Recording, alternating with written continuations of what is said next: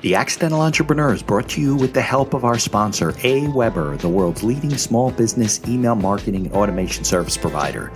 Since 1998, AWeber has helped more than 1 million small businesses and entrepreneurs through its suite of web-based email marketing, automation tools, and education.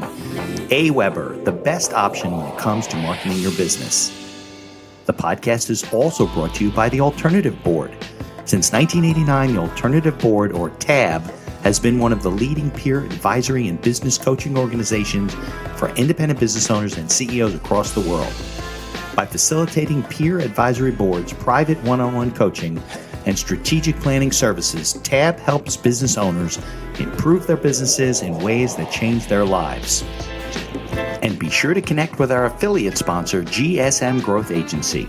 They're boosting e-commerce businesses to 6 and 7 figures in revenue and cover everything from ads and social media influencers to making your website better. GSM Growth Agency focuses on taking businesses from startup success to bigger success, going above and beyond to make sure growth sticks around. They're all about cool ideas, lasting partnerships, and making your mark in the e-commerce world. And be sure to support the podcast by ordering some logo merchandise from our online store. Listen to all of our sponsors' commercials later in this episode and follow their links in the show notes to learn more about their products and services.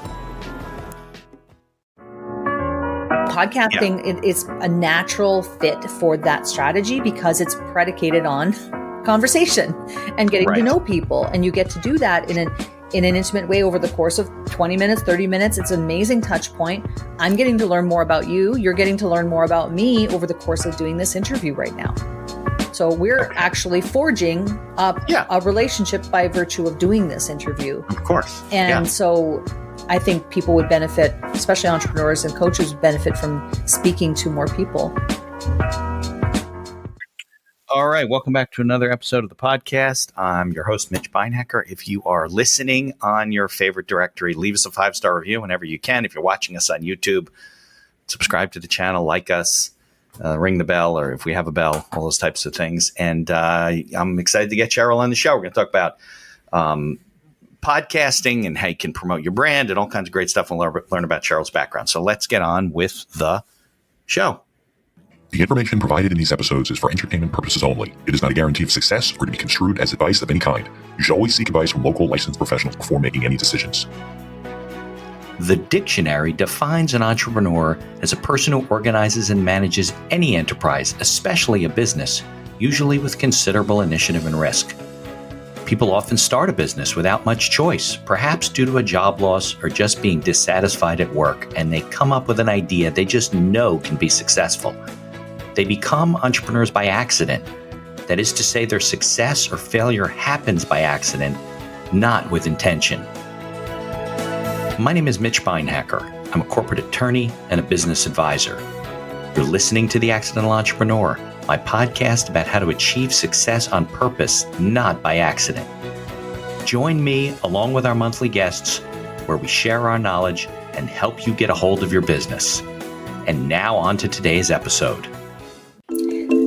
I'm Cheryl Plouffe, the co-founder of Icon Maker. We help coaches, consultants, and entrepreneurs to build a sustainable 7-figure business by leveraging high-trust relationships and strategic alliances. All right, Cheryl, can you hear me? I can. Hi, Mitch. Okay, good. Good to see you. Thanks for coming on. Sorry about the glitch before, and I didn't have the link, and we were all panicking. So that's I'll technology for you. No worries. I'm so excited to be on your show. Yeah, I appreciate it. So maybe to get started, we can go back and talk about your background in business and corporate and all kinds of stuff, and then work our way into, because today we're really going to talk about like what you do. And if anybody out there is listening, whether it's for their business or their personal brand, how they can use podcasting to, because that's what I've been doing, to, promote themselves and all that kind of stuff. So maybe I'll let you take it from the back end. Does that sound Sounds great. Well, in order to know the story of the corporate side of things, we need to go back to when I was 18, which is when I started working and volunteering in television, is really where I cut my teeth, right? Community television when I was 18 years old. And then what that led to was eventually, by the time I was 30, a national television presenting role. at the Weather Network, Pelmarks Media. And I spent 17 years at that company and was an on-air weather presenter for many, many years. I also managed a news department for several years there with a team of 17 people across Canada, bureaus, reporters, photographers, a whole network of user-generated content that came into us from Canadians, who were sending in their own videos. And this was really the early days of UGC. So it was really a fascinating journey. And then in 2017, I decided to leave. Was that like the equivalent of like the Weather Channel in the United States? Yes, correct. Exactly. Got it. Yes, Okay. that's exactly right. Yes. Yeah. And big organization, big media organization, and learned a lot around not only media and presenting, but also, like you said, the corporate side of things, especially when I was in management. I understood then, I see how these interdepartmental, inner workings go. And so I learned a lot from that. But in 2017, I decided to leave the profession. So many changes that were happening there in television just led me to, and also just frankly, a nudge inside of myself to become an entrepreneur. And I did that. Yeah, got it. And that's kind of like when all the streaming services were really heating up, right?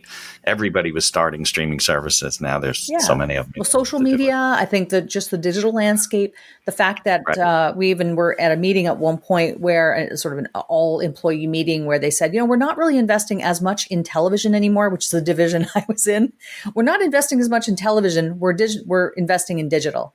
And that was a little bit of a signal to me. I thought, do I want to be on the side of expansion or on the side of what's retracting? And so, that in addition to the fact that I was just feeling this desire, I had been there for 17 years, had put in my time for sure. And I just wanted to take control of my own destiny, I think, as a lot of entrepreneurs hope to do.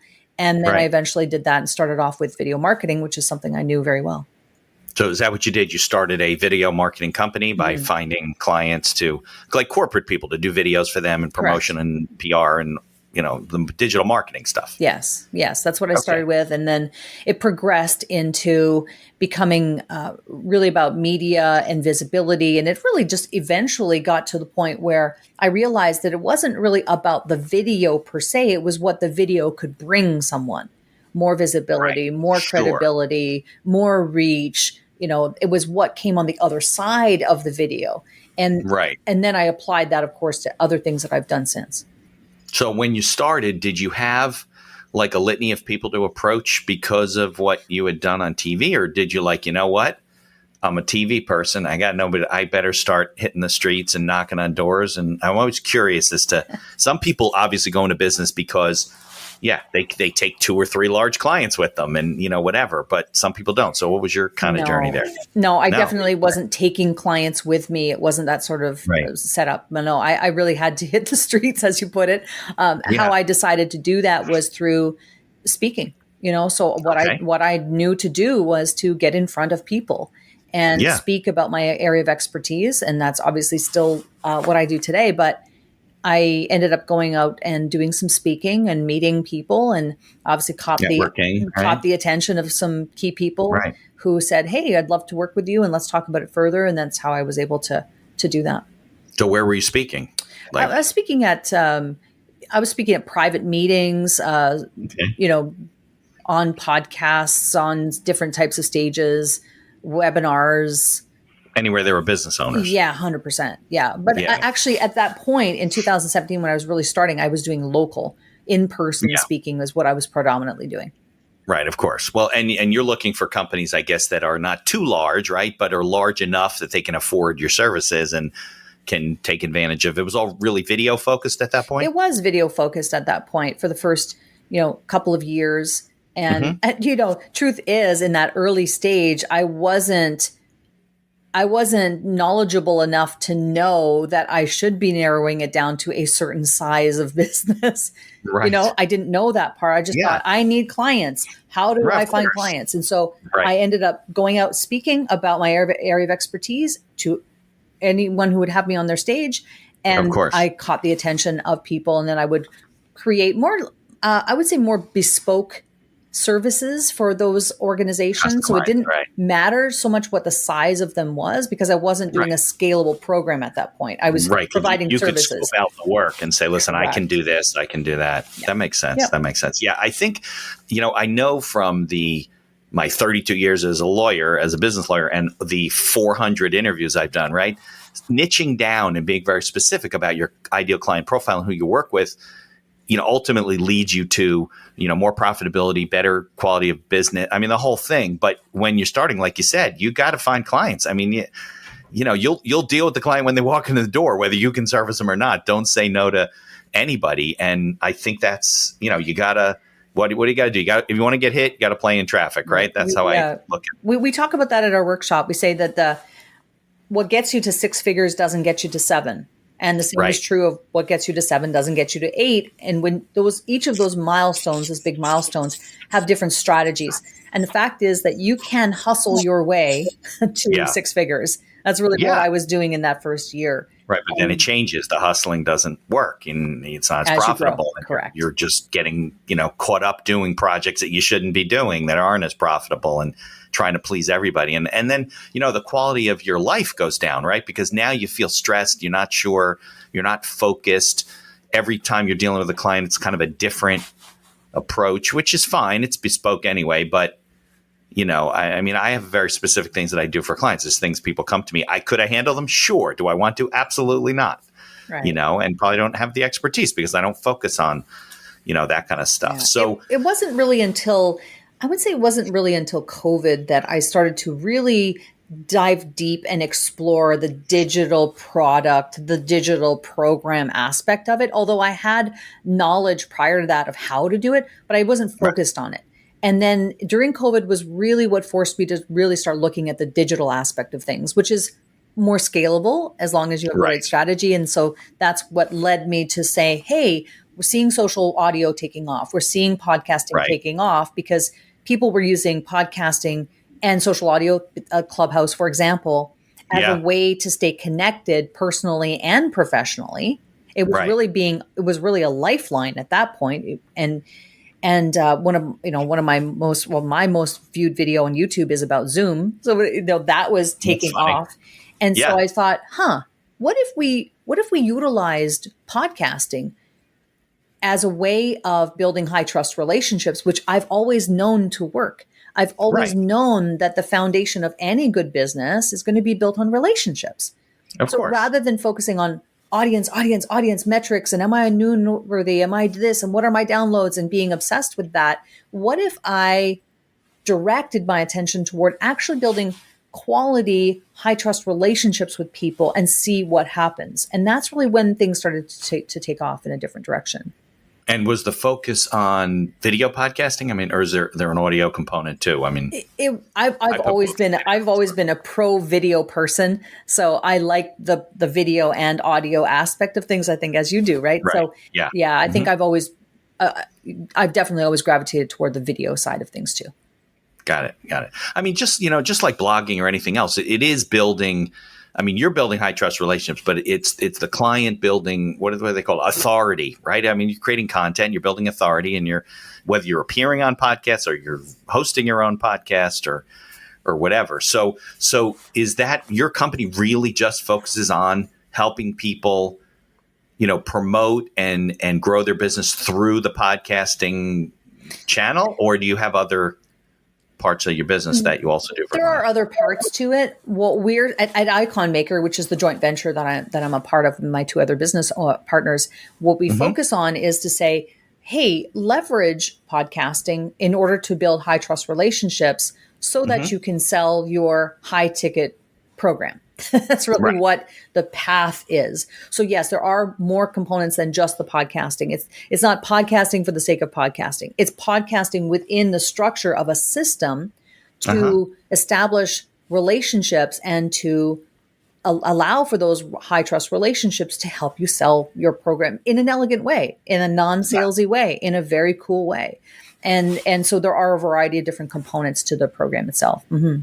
So are most of your clients, well, who are most of your clients? Are they corporate people? Are they online people? E-commerce? What are we looking at? Not so, although we can certainly e-commerce people could benefit, but we have a tendency to attract coaches, consultants, experts, people in the expert space, speakers, authors, people who are looking to turn their knowledge and wisdom and profit from that by packaging it up into a program. Now, we veer more toward the program side of things, which is more comprehensive, like A to Z solution, as opposed to. Do you help them build the program too? And, yes, correct. Run through the. Yeah. As opposed to digital products, like say a self-study course or something. We don't do so much of that. What we're doing is an actual program that's designed to help people get a transformation from A to Z in whatever the niche is, in whatever the area of expertise is. Do you find a lot of, because obviously the coaching world itself is very vast, right? People are all kinds of coaches and life coaches and retirement coaches and business coaches and medical health coach, whatever.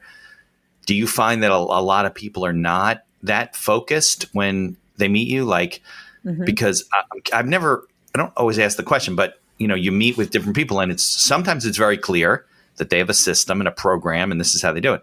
Sometimes they are more just kind of, I'm not saying winging it, but more just consultative, and they don't really have a program, so to speak, that they put you through. I'd say 80% come to us without clarity. I think 80% of them come to us certainly without a program and the design that we help them with. But I would say 20% of them do come with, hey, you know what? I've served this many number of clients. I've earned this many hundreds of thousands, but 80% are newer, I would say, Mitch. People that where you're helping them build the program. Yes, they have a heart to help. They have a heart and a desire to want to have impact.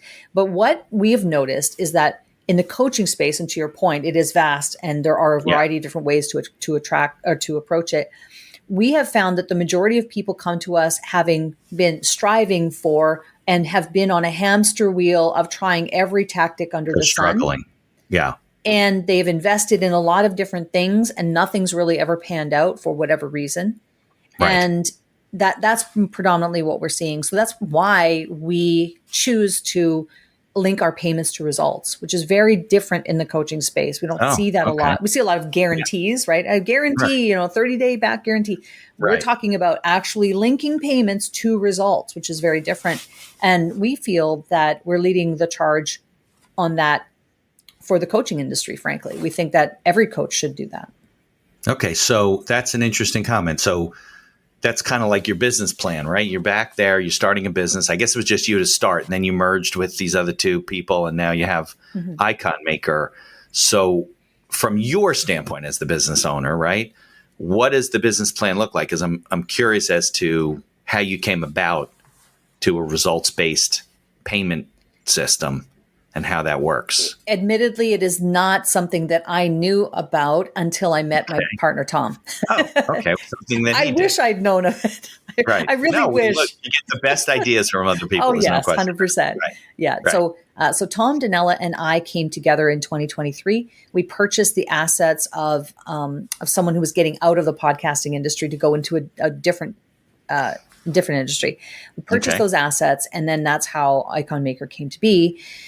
But Tom was really the one who introduced me to this concept of what's called strategic risk reversal. And the idea behind it is to link your payments to results. You have the price of your program. You do charge a percentage of the fee up front, because if you don't, people don't listen and they don't pay attention. Like a deposit. There has to be some skin in the game. Right. There's that. They don't show up. They won't show up. They don't value what's free, right? So we need to certainly get their skin in the game has to be in that section. But beyond that, they don't pay us until they're self-funded at minimum, if not profitable at every other subsequent stage of the program. So I didn't know about strategic risk reversal until I met Tom. And when I heard it, and I had to hear it a couple of times before I really got it, it's not something you hear about very much. And once I really learned it and really understood the power of what that really means, and obviously as a result of doing many, many workshops now where we explain it to all the people who come to a workshop, Right. It's powerful. It's really, really powerful. And it's also great for the coach because you're able to stand by what it is that you're doing for other people. And you believe so strongly in your ability to get people there that you're willing to link payments to results. That puts the onus on the coach as well to up their game and say, hey, instead of just selling people stuff, right, why don't I stand behind what I'm proposing to do for people and be arm in arm with them in order to actually get the result? I think it's twofold and it's very powerful, but I wish I'd known of it years ago. I think that would have been transformative, but here we are. I learned about it once we formed Icon Maker.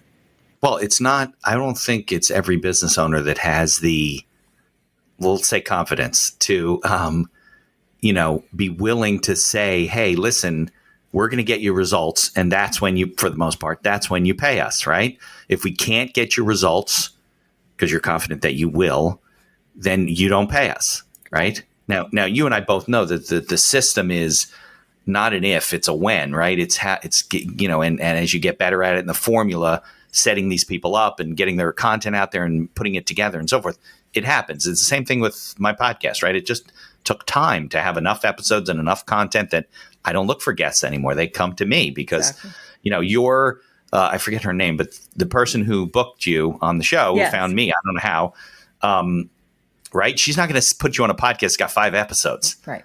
Right. I have to find those people myself locally and say, Sheryl, I know we had coffee last week. Would you come on the show? And I did that for a long time. But when I got to 50, 80, 100 episodes now, then JC, right? I think it was JC. Yes. Jace. Okay. Jace reached out to me because now she's coming to you and say, Sheryl, I want to get you on Mitch's show. He's got 300 and what episodes. You're like, oh, okay, great. Obviously something's going on there and he's sticking with it and so forth. So, but I think I don't know a lot of people who would be willing to work on basically a contingency. I mean, basically that's what it is, right? You're making your payment or contingent on the results that they get with the work that you do. Now, your advice and the work that you do is not cost free to you. It's not just your time, right? You have to produce. So how do you do that, right? You got studio time, you got people, you got cameras, you got production. How do you do that? They don't pay for that? Yeah. So what we do is, we do for ourselves, and then what we also teach our students to do is to say, you have to look at what are the hard costs of delivery of your program. So yes, you do factor in your time, but then there might be some hard costs. It depends on what price point people are building their program at, that there could be more, say, done for you elements, or even possibly run for you elements within the construct of a high ticket program, depending what level it's at. You have to know what those hard costs are and at what stage you incur those hard costs in your 5 stages, because we use a 5-staged approach because it works the best. So you're telling your clients to also do results-based fees with their clients. Yes, because they get more higher quality clients, and they are more profitable, and there are so many more benefits to actually doing strategic risk reversal. So what we coach people through is, hey, you have to be able to get people results, and that's what we screen and qualify people for. We're not inviting everybody into the program. We're only inviting people in who we see can and have or have high potential to be able to get people results based on their expertise, wisdom, history. Well, you're not going to get paid if they don't. Correct. If it's somebody that you don't think you can help, it's not good for them. It's not good for you. Right. Yeah. That's interesting because we talk about business planning, strategic planning, right? So if you're going to do that and you don't plan properly, right? And obviously they have you helping them, so that helps, right?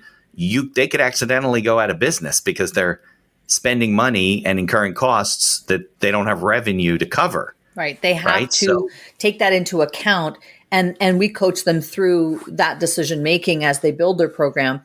But that's what you have to do, is you have to understand. Now, one of the things that we're really good at, because we're all about scale and being able to, scale the business, we do look at technology. We look at systems. We look at efficiencies that can be built into their program, ours and theirs, in order to be able to increase that profitability. Of course. But when, high ticket programs in and of themselves allow for people to be able to really dive deep and help someone actually get the result, right? Because they're not out there trying to, get 1 million followers on Instagram to sell a $97 course or whatever. Right, of course. No, they're looking to build high ticket, high value, close relationships, not a huge book of business, hundreds of clients, not thousands. Not millions or hundreds of thousands. Right, and so, exactly. Yeah. Okay. I'm curious as to, because you don't obviously do, like, somebody just doesn't come to you, Cheryl, I want to start a podcast. Would you, help me do that? Right. You're working in a certain industry and bringing these tools to that industry, mostly coaching. Right. But I would assume it's like a studio, right? I mean, you got to be putting these things together, producing the shows and figuring them out. And I don't know, what's the whole process on your side? Like, I'm more curious as to what they go through. So, because I do deal with podcast studios and stuff, but they're not industry specific. Like, they're not right. Before Icon Maker, I was doing that. I was teaching people how to start and launch their podcast, and I'm very capable. I could absolutely help somebody start a podcast. And it was anybody, right? In those days, anybody wanted to do it. I could help someone to start their own show, and I could help them walk them through that. And that's what I did. I was helping people with their own podcasts. But what happened was, and I'm still capable to teach people how to do that. But what really became clear to me was that, and you know this because with your own show, this is driving business. Right. Right? Yeah. Not everyone who comes to me or others who can teach them how to do a podcast know the strategy of how they're actually going to leverage it to actually get the result for business. So I became somewhat, disinterested in helping people just create podcasts for the sake of podcasts because I had to pick a niche for my own self. Right. And I just decided I'm more interested in entrepreneurship. I actually gravitate more toward the business side of things and the advisory and the consultative side of things as it relates to building business, because I think that it's the business that helps you get the life you want. No question. And there are lots of great people out there who teach podcasting as a hobby. And I just thought, hey, you know what? I really am more interested in the entrepreneurial side. I'm going to focus on that. And that's just was my decision. How it came about. Right. So there are a lot of people who want to start a podcast for fun. And there are great coaches out there who can teach that. Or even they got a different company that you're not going to necessarily work with, right? They're a manufacturing company and they want to have a podcast for whatever reason. Sure. You're not going to do that. Right. Yeah. I mean, if there's a business angle to it, then yes, I can help them with that. But what became clear with Icon Maker was that it's a part of a system. It's not only that one tool. Aspect of it. Right. It's a tool. Well, so if a company came to you, let's say they're some sort of manufacturing company, right? Mm-hmm. And they wanted to do a podcast for their industry. Yeah. Like their association. I've seen this before. I forget what the company was, but a friend of mine ended up doing a podcast, was hired by this industry. So it's for the industry, because they want to work with other people in their industry and it creates value. Would that be something you would take on or not really? Yeah, no, I would, because what I would do then is I would start by ideating with that company, that manufacturing company, and start probing into what is it that would move your business forward. My suspicion is that in manufacturing, they would probably benefit from having stronger strategic alliances or maybe vendors or other types of relationships within their industry that could benefit them. Like it might not be a B2C thing. It might be more of a B2B thing. Right. Right. So if that's the case, then I would say, okay, great. Then you would create your podcast in order to facilitate conversations and invitations onto your show with people who you envision are people that would benefit your company possibly, or a high likelihood that it would benefit to build a relationship with said person. Right. So that's how I would angle that. You're giving the vendor, let's say, a platform to talk about what they do and interviewing them and so forth. Yeah. And in manufacturing, I would suspect also that it's not an industry where there are probably many, many invitations to come and speak on a podcast. So that would actually help you to stand out in and of itself. Oh, you have a podcast? That's intriguing. Right. Oh, I get me? You want me to be on your show? I never get asked to speak. Yeah. No, when people win like local entrepreneurship awards or they're awarded something, the New Jersey Business and Industry Association awards, I contact them and I approach them. I say, I see you, you were placed second in this industry and that's fantastic. Can we talk about you potentially coming on the show? As an attorney, at least in the United States and certainly in New Jersey, I can't just like approach people. I mean, I could do whatever I want, but they could also file an ethics complaint, so it's a little different, right, with other industries and so forth. And the podcast itself, for me, it does generate business. Some of it's roundabout because I'm like landlocked to where I'm admitted. So New York, New Jersey for the most part. But it always comes to me some roundabout way. I talked to you on the show and this person heard the show and knows this other person and they were in New Jersey and this person's in Colorado and said, oh, you know what? I heard Sheryl and she was talking on Mitch's show. Mitch is an attorney. And then they call me and that's kind of. That's right. And it's that, it's that type of, it's authority building, it's credibility building. It is also allowing you, certainly we know there are audiences. We know there are audiences. Always. There are.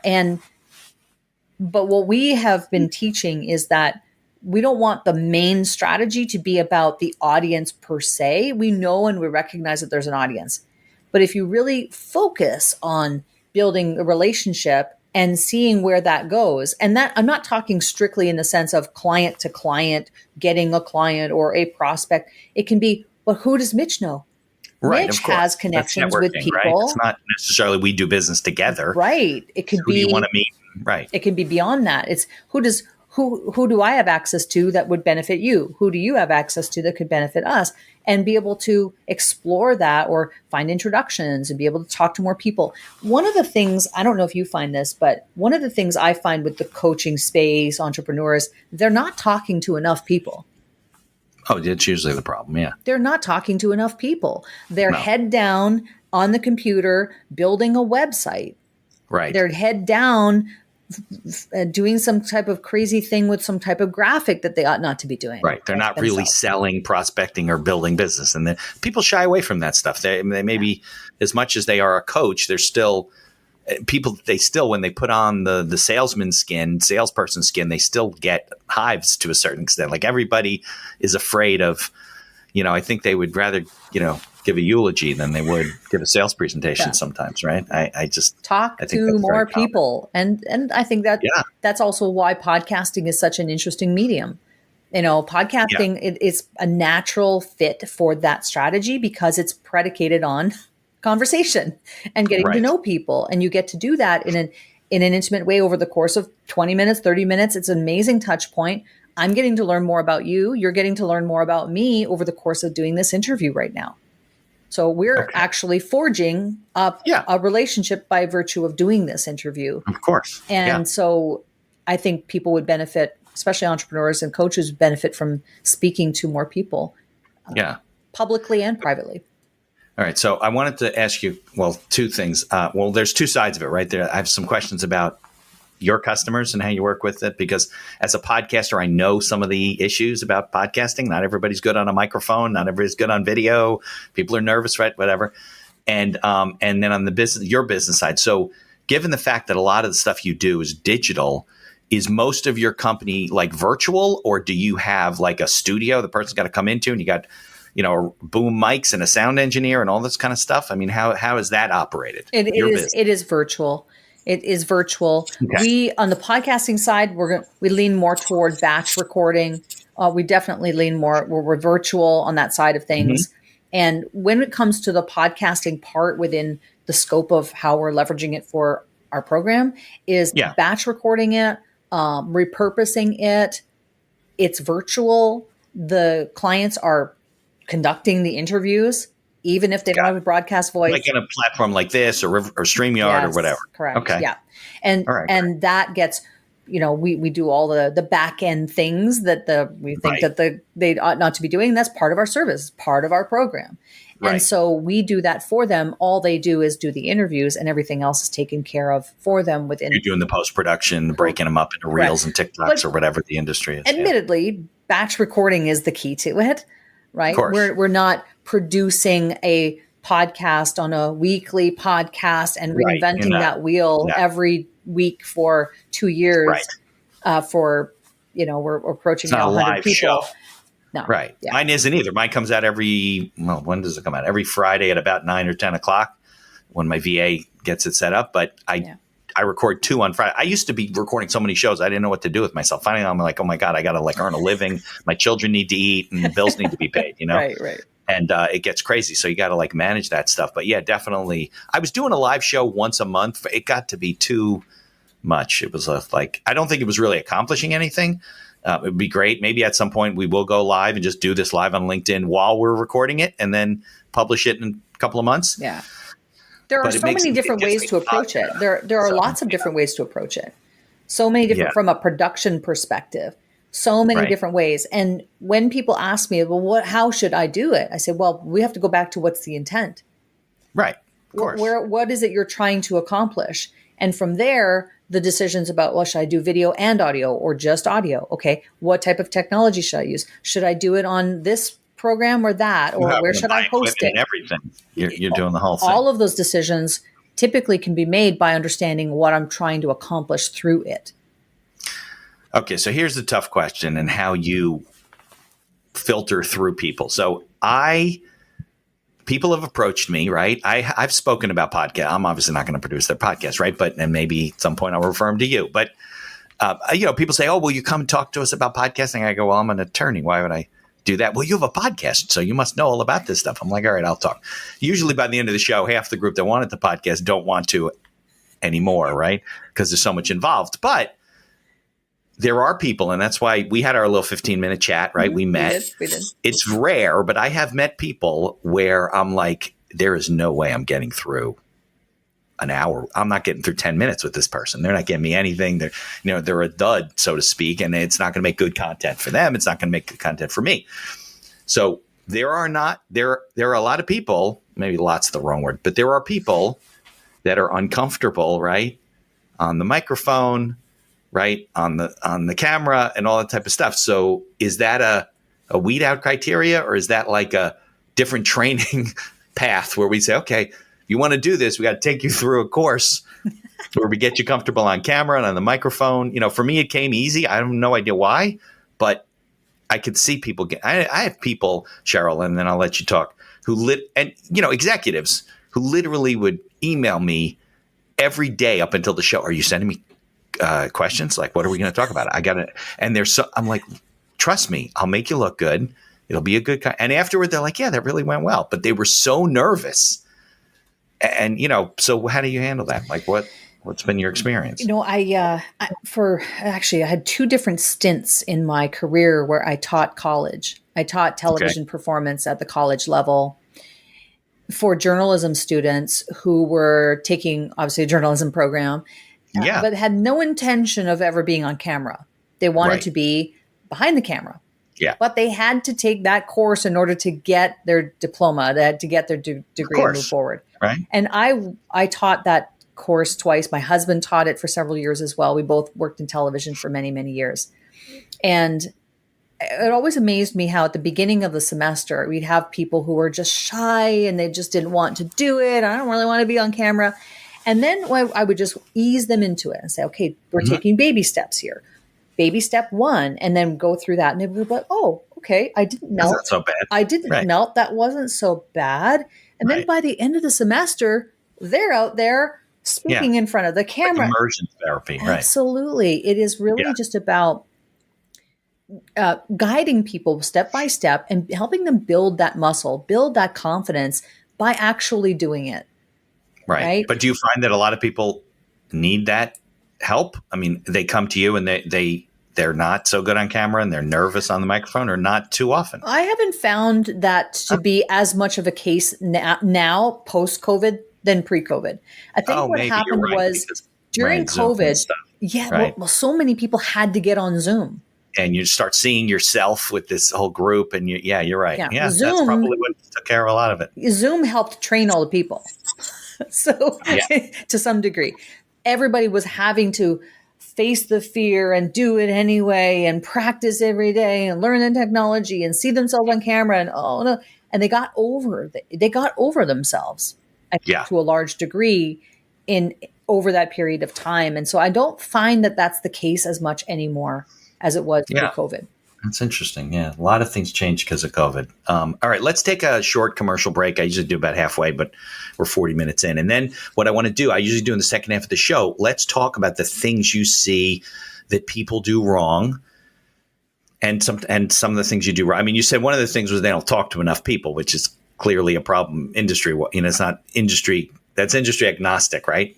That's everybody's problem. But maybe we could talk about the things that you see when they come to you, the things they're doing wrong with, all this type of stuff when it comes to digital marketing and podcasting. And so, because I'm a big podcast. I love podcasting and I think everybody should do it, but they shouldn't. Not everybody should do it. So let's take a break and then we'll come back. Here's a word from our sponsors. Looking to market and grow your business? Or perhaps you're just getting started and want to hit the ground running? AWeber is the best choice for online email marketing and automation of your business. From maintaining a subscriber list to drip campaigns and landing pages, AWeber gives you tools and integrations that make marketing easy and fun. As our partner and sponsor, we use all their tools to promote the podcast and market our law firm. AWeber, the best alternative for online marketing. For over 30 years, the Alternative Board, or TAB, has built a thriving community of forward-thinking CEOs and business owners who want to radically improve their companies. Through unique combinations of one-on-one business coaching, participation in monthly TAB board meetings with other non-competing owners, a suite of strategic tools and customized strategic planning workshops, TAB membership can deliver greater strength to your business and a better work-life balance for you and your family. All packaged in a streamlined and affordable service that the people at TAB invite you to try risk-free. Are you struggling with managing advertising due to a lack of time or expertise? Perhaps you're facing challenges in scaling ads for your store. Are you feeling lost when strategies have no success? GSM Growth Agency is your reliable partner in overcoming these business challenges. Feel the impact of collaborating with a team dedicated not only to short-term goals, but also to building long-term partnerships and achieving sustained success. Embark on an exciting journey to redefine the possibilities of e-commerce and create a legacy of unparalleled excellence. Take decisive action now. Follow their link in the show notes to receive a complimentary audit of your Shopify store conducted by a GSM expert. Propel your e-commerce game to new heights with GSM Growth Agency. Follow the link in the show notes to learn more about all of our sponsors. And now back to our show. All right, Sheryl, just thinking about something. Oh, we talked about like putting out content and keep going and I got 2 guests like pitched to me while we were talking. I love that. They always come in some really unique stuff. All right, so we're going to talk about the things that you see that people, do wrong. And by the way, when somebody comes to you, so you're handling all of because obviously you can't just podcast and that's your only digital strategy, right? That's content, marketing, building relationships and so forth. But you do have to put out things that like the engines will find in SEO and all that type of stuff. So how are you fitting that into your business model? Then we can talk about the things you see that people do wrong and how they solve them, problem and stuff. Sure. So to address the first thing, because we focus on high trust relationships and because we're in the space of high ticket offers, we don't need to have millions and millions of people following us. And we don't need necessarily to build these huge social media channels and be an influencer and that sort of a thing. Right. So we don't focus as much on the social media side of things, although we're not saying it doesn't work or that you shouldn't have some baseline content out there in order to show that you're who you are and that you're an expert at your subject. Right, but it's not a channel that those people necessarily need. But what about the website of it, right? Landing pages, you're saying it's a program. Yes. You handle all that? Yes. So what we do is we focus on a conversion event. So what we do is through our approach, we say, we have to build out the offer. We need to start selling that offer. We need to validate it, and then we need to sell that offer. But then we do conversion event, and that's where we focus on web pages related to the conversion event. Yeah, like landing pages, basically, yes, correct. Landing pages and there are 8 of them, I believe, that we do do in our program. It's a service that we provide as a done for you service to others, but we create all those things for them. And that's how we approach it from a website perspective. And what we do, and you were asking earlier about what do I think is the big mistake that people are making. Yeah. The pitfall really, I think, is the fundamentals of deciding on who it is that you want to serve that has the problem you can solve. Right. And while that might sound obvious, it has... No, it's your ideal client profile. It's not it is obvious. Nobody does it. Oddly, it's the most difficult thing for people to wrap their heads around. Even though it's so fundamental and it seems obvious that, well, yeah, that's what business is you find someone who has a problem that you can solve and you propose to solve it. Yeah. So fundamentally sounds really simple, easy. But yet when I've worked with now hundreds of people, that can be really difficult for people to get their heads around. They go back and over, and they're in indecision, and they can't make a decision, and they don't know who it is, and they can't, I'm going to decide on this, and then next week they change their minds, and it's that loop, that incessant loop of indecision that happens that holds people back a lot. In my experience, at least. I think it starts out with, like you said, when you and I got started in business, right? We pretty much would do business with anybody because we had to pay our bills and we had to bring in revenue. And you get caught on that hamster wheel, and you have to kind of I think, there is a transition, like you said. Maybe it's a revenue transition, maybe it's time and experience or whatever it is based on the industry, where you say to yourself, okay, now I've been doing this for so many times. I have this group. I'm good at working with this client. These are where my skills lie. And then you have to then change your strategy and focus that in. And I think if they don't get the opportunity to work with people like you, I don't know how they're to just figure it looping. It's Groundhog Day. We can't figure it out. And so that continues to go on. And I think that that's one of the biggest hurdles, because everything else that happens stems from the decision of who it is that you want to serve. Yeah. And if that want decision is a good word, by the way, Sheryl. Want, it's a choice. Like, it's a choice. Who you have to serve. Like, you could be really good at serving certain people, but you have no intent. Like, you do not want to work. Let's say engineers. You're really good at servicing engineers, but you're like, I can't deal with engineers. They drive me nuts. That's basically how I feel. I don't work with a lot of engineers. Hopefully none of them are listening to this, but they drive me a little nuts. I'm just not that detail oriented. So it is a choice, right? It's who you 100%. Want to work with. Yeah. And you have to decide. Yeah. We have an 8-step approach to our methodology around how do you become an icon in your niche. There's 8 steps. The first step is decision. Okay. Decide. Good. And I think it Right. also applies to your actual strategy for your business. You need to also decide who it is that you want to serve. And that can sometimes be really challenging for people to decide and stick with it, because they feel the reason why I think it's difficult for them to decide is because they feel that they're sabotaging their business growth by alienating a certain group of people. Right. They think niching down and focusing reduces their opportunities to do. It does the opposite, though. Yeah, that's right. People that are most profitable are the ones that are really focused on who they serve and why they serve. And, they want to serve these people, but they also know that they can serve these people. I've never met anybody who's focused and niche down and is struggling because of that. No. Like, it just doesn't happen. Yeah. The second thing that I think is a problem that I see is really around the offer itself, how the offer is positioned, and the solution that you're proposing to put out there isn't often. What I see is that people are they're so focused on their area of expertise. And I see this a lot in soft outcome related businesses, such as helping people to overcome childhood trauma, helping people to get in touch with their true self. There's a lot of this sort of ethereal kind of thing going on where people think, well, that's the business. Right. So they're selling mindset.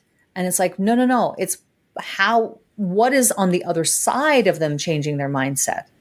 Right. So you want to position. So you think the clarity of their message is a problem? Like, they're not clear about. Yes, 100%. Yeah. Yes. People don't. Yeah, they don't get it. Okay. I'd say those are the two main things that I see, and they're early stage decisions and early stage foundations to all of the rest of the growth and scaling that can come. But you have to really nail that down. It can be difficult for people to do that without mentorship, without someone to bat that around with. And that's why a lot of people who don't invest in themselves or don't reinvest in their businesses and try to do it alone, that's why they struggle. Because they're in their own head and they're romantic about what they want. They're romantic about what they think people want without actually having data, without actually having someone to bounce that off of. Yeah, actually, that's a big mistake that I see business owners make all the time, is that they think and they truly believe that they know what their customer or client wants. And 9 times out of 10, they are so often wrong. Like there's no connection. Like the reason that they're doing business is not the reason that you think it is. And the ones, like you said, that I know that are successful continually ask their clients and their customers, why are you here? Is this working for you? What made you do business with me to begin with? What do you think we can improve for the future? Because it always changes anyway, right? You can't stop asking that question. So, well, and I think, Mitch, I think it's two things. I think you do have to, I think you should ask, but I think you also need to take hold of observing the questions that people are asking you in your coaching call. Yeah. Be observant. Right. Listen to what people are saying. So you survey and you ask, but also be observing and take your own notes as to what you're seeing in and of itself. Like, hey, this seems to be a pattern. This is repeating. This is something I'm seeing across the board. Let's make notes. Let's talk about that, to the point where, in fact, we just recently came to some epiphanies of our own around that and started making a few adjustments to our workshop material as a result of those observations, and also asking them, hey, what's working for you? What's not? Right. And now we're seeing, we're just had a workshop as of the recording that we're doing right now yesterday that is, was record-breaking attendance, record-breaking, retention, et cetera, because we made a few adjustments. And that's what marketing is measuring and adjusting. Big time. Well, that's good advice, because it's not just what people tell you, but it's what they actually do and ask and say, because they may not even realize half the time. Yeah, no, I think that's definitely a big one. Well, I think it doesn't really matter the industry you work with. A lot of these things are universal in terms of the struggles that business owners have to, be successful and to promote their product, or in this case, mostly services, right? So if somebody wants to get started in like podcasting, they say, and this is what I tell people, right? If you want to create content in that, niche, or what's the word, in that vertical, fine. How do they get started? I mean, if they don't fit your profile, how do they do it for their business? Should they, start buying equipment and jump on Spotify and start recording stuff? I mean, I think if it's not for business, if you're really just doing it because you want to want to cook or something. You just, it's a fun thing that you want to do, and it's a hobby. I mean, the barrier of entry is so low now to create a podcast. Yeah. And so you can, tools that are available, right? There are so many great tools, right? You can do it on your phone. You could do it. Yeah, they still have Anchor. Is Anchor still out there? No, you can do it on your Anchor's phone. Not a thing. No, Anchor's not a thing anymore. No, okay. No, everything changes, Mitch. Everything changes every year. Right. I think I like RSS.com as a host. Okay. I think you can, if you're doing it for a hobby, you can do it on your phone. I don't think it needs, if I was doing it as a hobby, I would probably do an audio only podcast. I would probably use RSS.com. I would record it on my phone and just upload it, occasionally, maybe once a week, and do my own thoughts. And I don't happen to specialize in that as much anymore, but that's what I would probably do. Yeah, it's basically an audio blog, right? I mean, that's basically what you're doing, putting out. That's what I would do. If you're cooking, obviously it's got to be video, right? Because people need to see what you're doing. Right. Yeah. Okay, what about from a business standpoint? I guess, how do people interact with you if they want to learn more about what you guys do, and see especially if they're coaches? I get a lot of coaches come through here. They want to learn about what you do. If you are thinking about podcasting for business, then it would probably be a good idea to hear some strategies on how you would leverage a podcast for business. And therefore, the best thing I could advise from our perspective would be to go to iconmakerlive.com, where we do workshops. Think of the show notes. Okay. iconmakerlive.com. we teach the entire 8-step methodology of how you can leverage it. And there's some advanced strategies in there. People love our workshops. I have tons of recommendations on my LinkedIn as a result.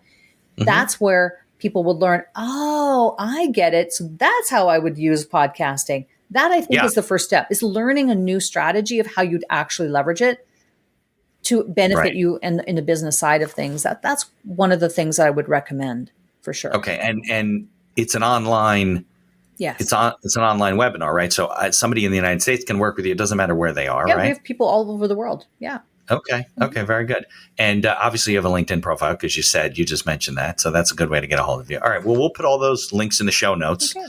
I can't thank you coming on, sharing this stuff. I'm always getting questions about podcasting. I want people to know that you can build a personal brand or, your consulting business that way too, if it's good for what you do. But if you're nervous about it and you want to do it the right way, you got to work with professionals. I mean, you just can't, like you said, become good at what you do. Don't think that you can become good at everything else. Like, it's not possible. You become okay. Then you can become mediocre at everything. Yeah. Really get focused. I think the big thing is about focus.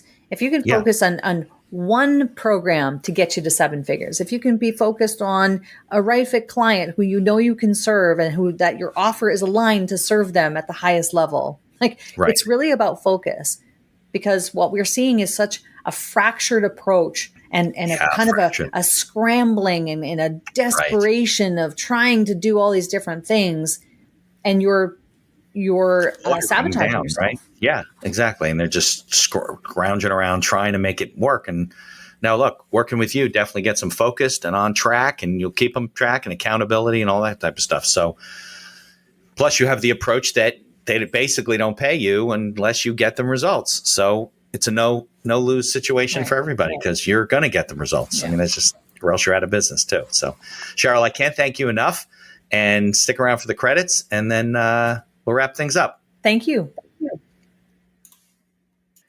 Thank you for listening to this episode of The Accidental Entrepreneur. Opening and closing music written and performed by Howie Moskovich and made to order music. For information about Howie and his music services, please follow the link in our show notes. If you like the podcast, please tell others about us. You can find us on Apple Podcasts, on Amazon Music, Spotify, Google Podcasts, and most of the other podcast directories. If you like what you hear, please leave us a 5-star review and feel free to share our episodes on social media. If you have any questions or comments, ideas for the show, or you'd even like to appear as a guest, reach out to us by email at info@beinhackerlaw.com. The Accidental Entrepreneur is hosted by Mitch Beinhacker and produced by Beinhacker Law. If you'd like to learn more about our business and legal services, you can find us on social media or visit our website at beinhackerlaw.com. Thanks for listening, and be sure to subscribe to our feed to be notified of all future episodes.